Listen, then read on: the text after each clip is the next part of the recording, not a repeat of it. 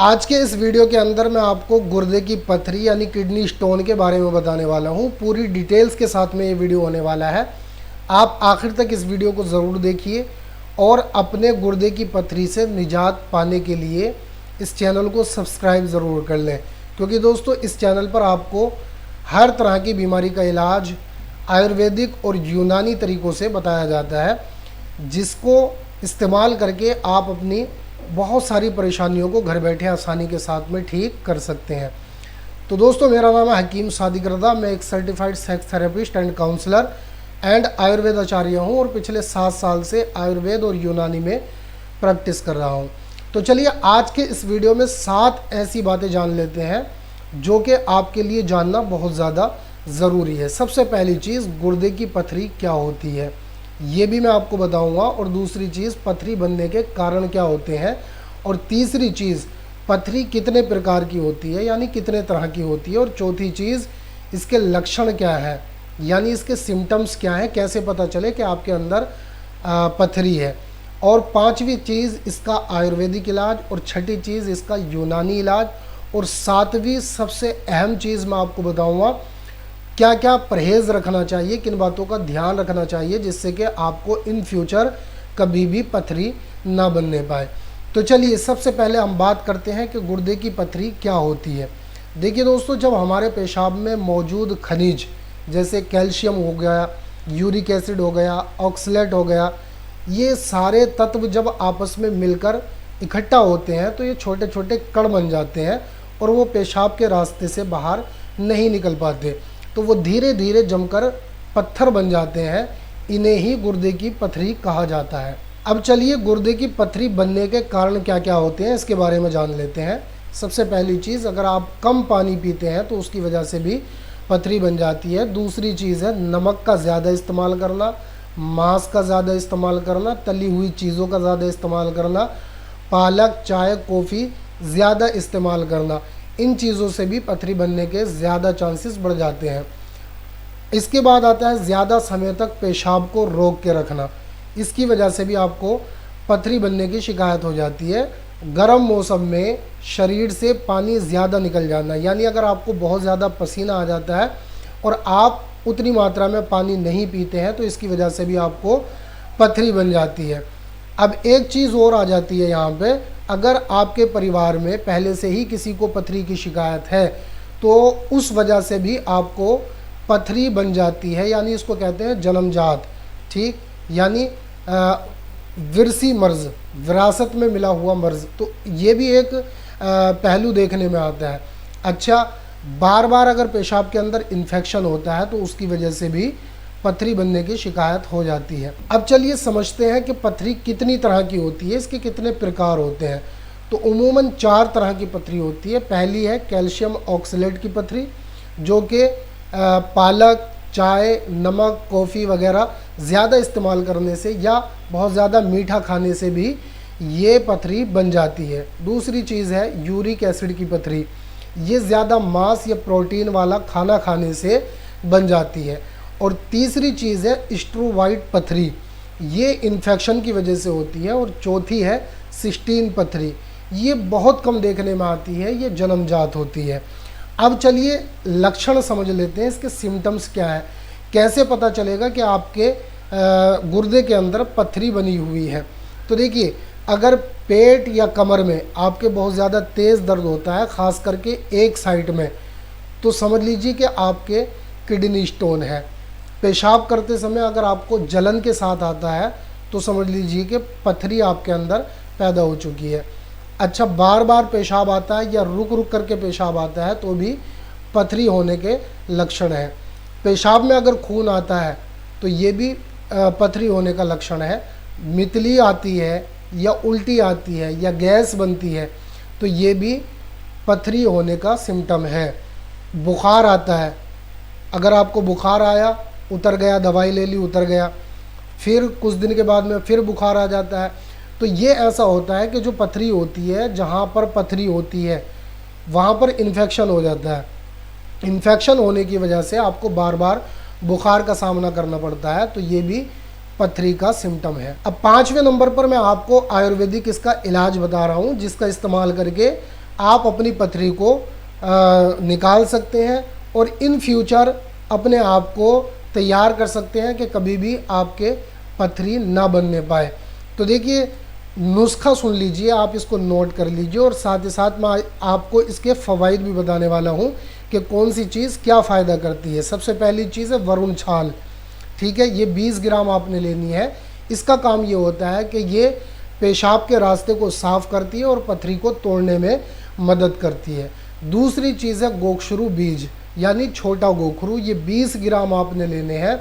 ये पेशाब को लाने में मदद करते हैं और सूजन को कम करने में मदद करते हैं। और तीसरी चीज़ है पाषाण भेद, ये जड़ लेनी है आपने 15 ग्राम।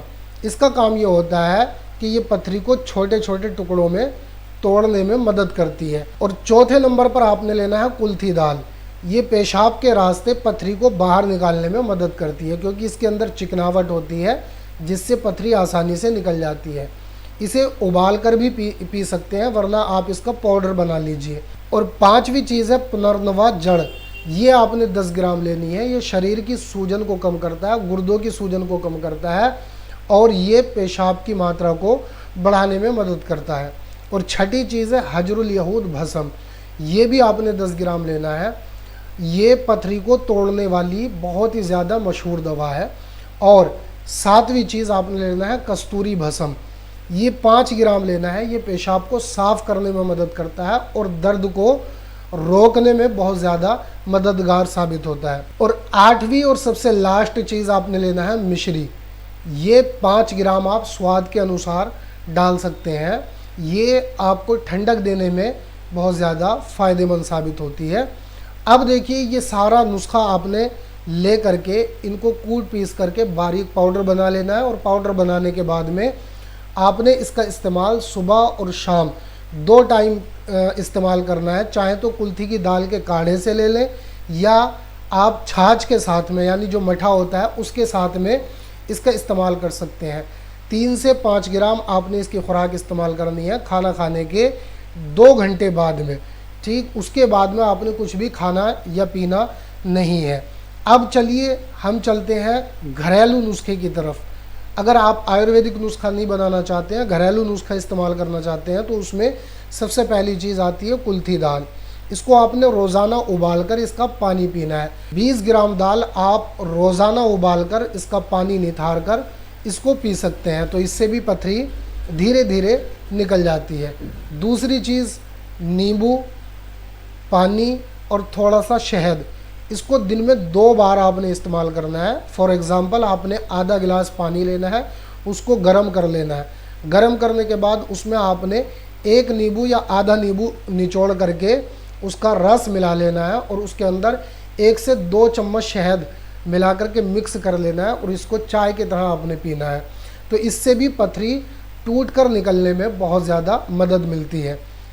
अब इसके साथ साथ आपने एक चीज़ का ध्यान रखना है, पालक, टमाटर, बैंगन, यानी ये दोनों चीज़ें, इनके अंदर जो बीज होते हैं ये बहुत देर से पचते हैं। तो इस वजह से आपने पालक का इस्तेमाल नहीं करना है, टमाटर का इस्तेमाल नहीं करना है, बैंगन का इस्तेमाल नहीं करना है और नमक का कम से कम इस्तेमाल करना है। अब चलते हैं यूनानी इलाज की तरफ। आपने हजरुल यहूद शीरी, ये पंसारी स्टोर से ले लेना है या किसी भी हमदर्द या दूसरी कंपनी का आपने ले लेना है। ये पथरी तोड़ने में बहुत ज़्यादा मदद करता है। दूसरी चीज़ है शरबत बजूरी मोतदिल, ये पेट को साफ़ करने में मदद करता है और शरीर की गर्मी को शांत करने में मदद करता है। उसके बाद आता है कुश्तशीरी या बीर बहुटी या काली मिर्च, इनका आपने माजून ले लेना है। ठीक है, तो एक माजून आता है माजून कुश्तशीरी के नाम से भी, माजून बीर बहुटी के नाम से भी, माजून काली मिर्च के नाम से भी। तो इनमें से कोई भी एक माजून आपने इस्तेमाल कर लेना है। उसके साथ में शरबत बजूरी और हजरुल यहूद ये भी इस्तेमाल करना है। आप चाहें तो अर्क मको, अर्क गुलाब का सेवन भी इसके साथ साथ कर सकते हैं, लेकिन अपने मुआलिज के मशवरे से। सबसे आखिर में मैं आपको परहेज़ के बारे में बताने वाला हूँ और ध्यान में रखने वाली बातों के बारे में बताने वाला हूँ कि किन किन बातों का आपने ज़्यादा ध्यान रखना है। देखिए, सबसे पहला आपने खूब पानी पीना है, कम से कम 10 से 12 गिलास रोज़ाना आपने पानी पीना है। दूसरी चीज़, नमक का कम से कम इस्तेमाल करना है। पालक, टमाटर, सोडा, चाय, कॉफ़ी बहुत कम इस्तेमाल करनी है। कोल्ड ड्रिंक का बिल्कुल भी इस्तेमाल नहीं करना है, ठीक। और मांस, अंडा और ज़्यादा तली हुई चीज़ें आपने ज़्यादा इस्तेमाल नहीं करनी है। हो सके तो आप इनको छोड़ दीजिए कुछ दिन के लिए, जिससे कि आपको पथरी दोबारा से ना बनने पाए। और सबसे आखिर में लास्ट चीज़ मैं आपको बता दूं, बैठ कर के आपने पेशाब करना है, क्योंकि आप जब बैठ के पेशाब करते हैं तो आपका जो यूरिन सिस्टम है वो पूरी तरह से खुल जाता है और खुल करके पेशाब आता है प्रेशर के साथ में। आप खड़े होकर पेशाब करते हैं तो उससे आपकी नली पे दबाव पड़ता है, जिससे आपका कुछ ना कुछ पेशाब की बूंदें अंदर रुक जाती हैं, तो इससे खुल के पेशाब नहीं आता है।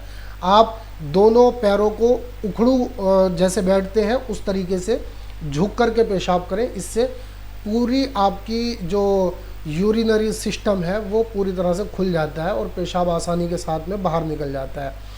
तो एक चीज़ का ये ध्यान रखना है कि पेशाब हमेशा बैठ के करना है और पेशाब को आपने रोकना नहीं है। जब जब आपको पेशाब लगे उस टाइम पे आपने 1 गिलास भर के पानी पीना और उसके 5 मिनट के बाद में आपने पेशाब कर लेना है। इससे पेशाब का प्रेशर ज़्यादा होता है और पथरी निकलने के ज़्यादा चांसेस हो जाते हैं। तो दोस्तों ये मैंने कुछ आपको बातें बताई, आप इन पे अमल कीजिए और जो नुस्खा बताया उसको बना करके इस्तेमाल कीजिए और इससे भरपूर फ़ायदा उठाइए। अगर वीडियो आपको पसंद आया हो तो इसको लाइक करें, अपने दोस्तों के साथ में ज़्यादा से ज़्यादा शेयर करें और चैनल को सब्सक्राइब करना ना भूलें। मिलते हैं इंशाल्लाह किसी दूसरे वीडियो के साथ, तब तक के लिए खुदा हाफिज़।